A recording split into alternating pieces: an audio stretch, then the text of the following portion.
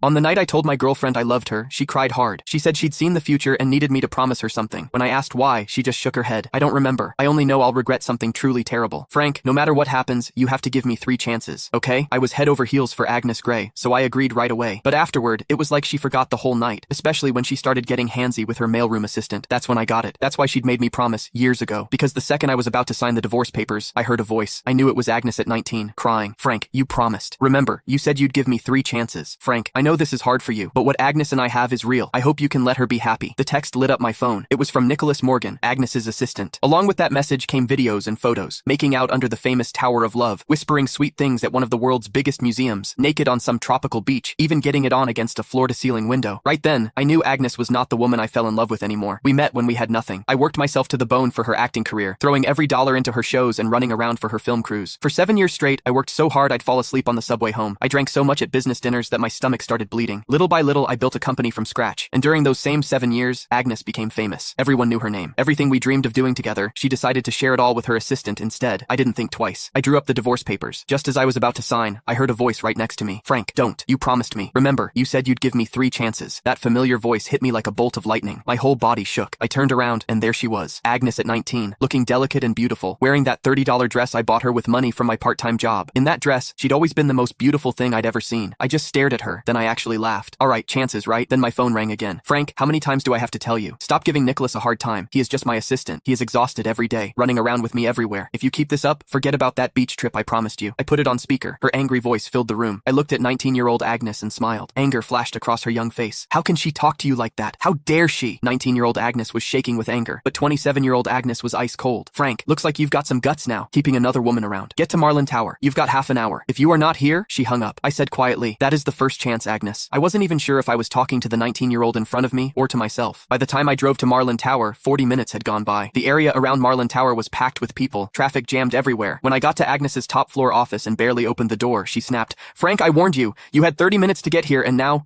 I cut her off, turned around, and flopped onto the couch like I didn't care. Nicholas was there too. He kept his head down, eyes all red, his right hand holding his left wrist. My attitude seemed to set Agnes off. She slammed her hand on the desk. Frank, what is with that attitude? You still won't admit you were wrong? But before I could say anything, Nicholas jumped in. It is nothing really, just a watch. Don't blame Frank. That just made Agnes angrier. But instead of yelling at him, she held back and softened her voice. How can you say it is nothing? He is so petty. He even tried to steal the birthday gift he gave you. Don't worry, I am not taking his side. Then she turned back to me, her voice sharp as a knife. Frank, I am giving you one last chance. Give Nicholas his watch back. I'd lost count of how many times this had happened. No matter how many times Nicholas set me up, no matter what I said, it never mattered. The woman who used to trust me completely now only doubted me. Couldn't be bothered to argue. I stood up, took off the old watch from my